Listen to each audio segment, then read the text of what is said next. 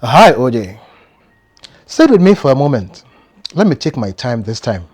Because this truth did not arrive quickly, and it refuses to live quietly. I don't know how people expect confessions to sound.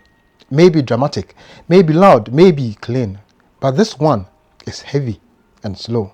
Like walking uphill with a stack of stones on your back.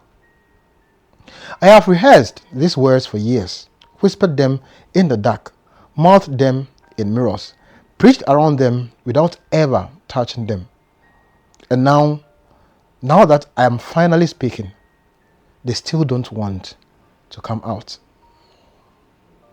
OJ, I'm a pastor, or at least I used to believe I was. For 7 years, I stood before people in neatly dressed suits, Bible in hand, voice trained and confident. I taught salvation. I taught holiness. I taught patience, endurance, trust in God's timing. I laid hands on the sick. I anointed heads with oil. I spoke blessings over marriages, over businesses, over unborn children. And for those same 7 years, I have been living in a carefully decorated hell. Because beneath the church I built, beneath the altar where people knelt and cried and spoke in tongues, there is a body, a human body, my wife's body, my first wife. I put her there.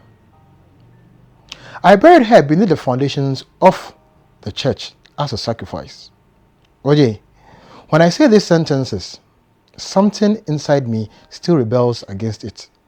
My mind wants to edit it, soften it, easy it, and excuse it.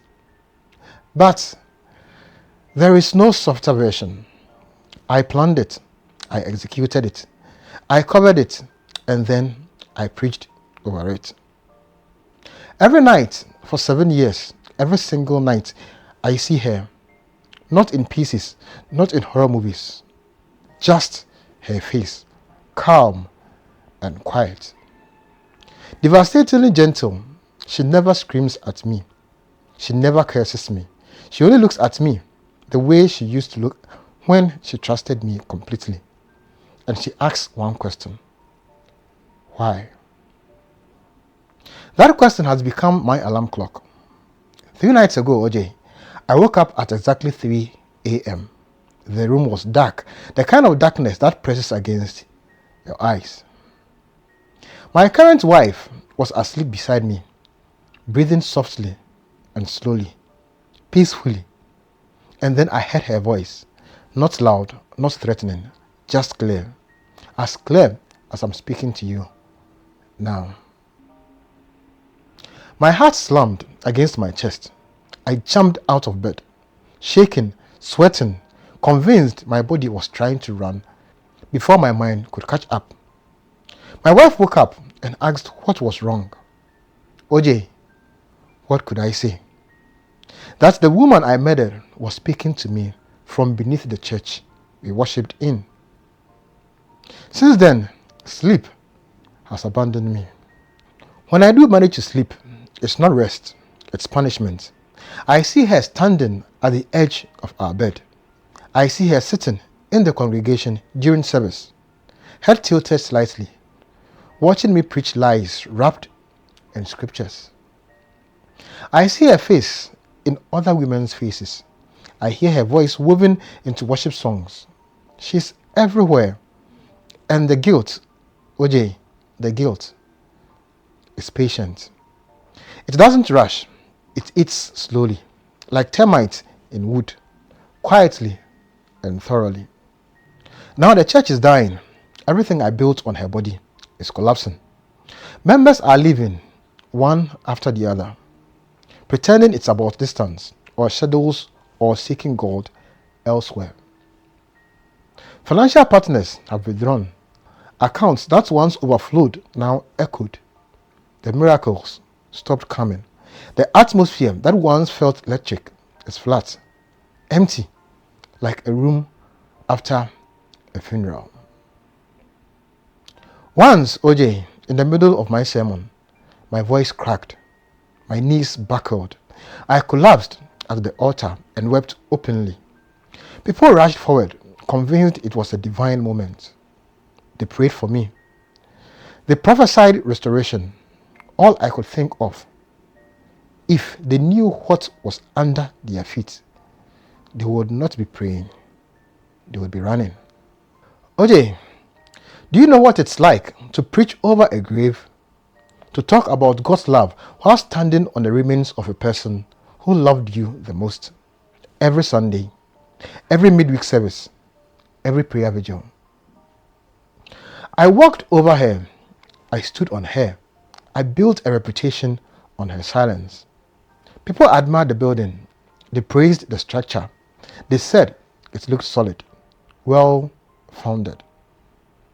Inside, I was screaming because I knew exactly what the foundation was made of. I knew whose blood mixed with the concrete.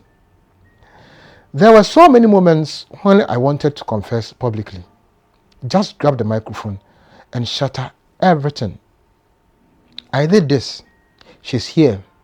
I'm not who you think I am. But, OJ, fear wrapped itself around me and my spine. Shame sealed my mouth. I was terrified of losing respect, freedom, and life itself. So I smiled. I preached. I pretended. She was everything to me, OJ. When I was nothing, no money, no influence, no recognition, she believed in me. When I was discouraged, she prayed. When I doubted myself, she reminded me of my calling. She trusted me with her life, literally. She thought we were building something holy together. She prayed daily for my ministry, for growth, for souls, for impact, and I used her faith as bait. I can still see her smile, still remember how safe she felt with me. I chose power over that. I chose ambition over love.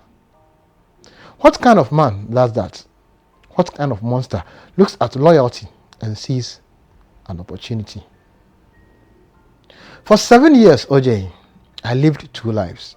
Publicly, a man of God. Privately, a man hunted by what he had done. My current wife sees the cracks, the silence, the distant eyes, the nightmares. She knows something is wrong, but she doesn't know the truth. How do I tell her that everything she enjoys, our comfort, our status, our stability, is built on a grave? The covenant promised success. As her body decomposed, the church would grow, and it did. Crowds multiplied, monies flowed, testimonies poured in. And every blessing stabbed me with the same question. Is this God? Or is this something else feeding? Did I help people, or did I contaminate them? Then, my child, 7 years old, looked at me one day and asked why I was always sad. A child could see it. That's when I knew this thing was no longer contaminated. It was spreading, touching my children and touching my future. That's why I'm here, OJ. Not to be forgiven easily, not to be understood, but to be free, even if freedom comes dressed as a punishment. She deserved better, OJ. She deserved protection, honesty, and dignity. Instead, she got a man who traded her life for applause. OJ, hear this carefully. Distraction doesn't announce itself. It whispers. It starts with desperation, with comparison, with impatience, with shortcuts that seem harmless at first. I was tired of being small, tired of waiting, tired of watching others rise whilst I stagnated. Someone offered me another way, promised power, and promised growth. I told myself I would use it for good. That lie sounded righteous even to swallow.